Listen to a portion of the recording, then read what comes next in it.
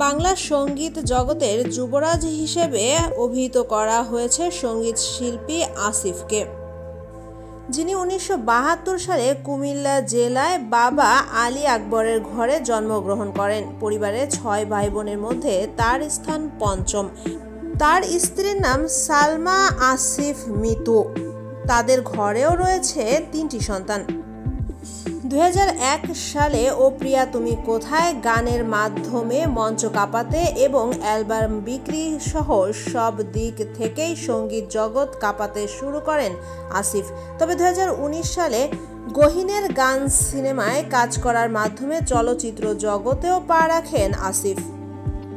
বাংলাদেশের অন্যতম সেরা কণ্ঠশিল্পী আসিফের প্রথম অ্যালবাম 5.5 মিলিয়ন বিক্রি হয়েছিল, যার রেকর্ড এখনো পর্যন্ত কেউ ভাঙতে পারেনি।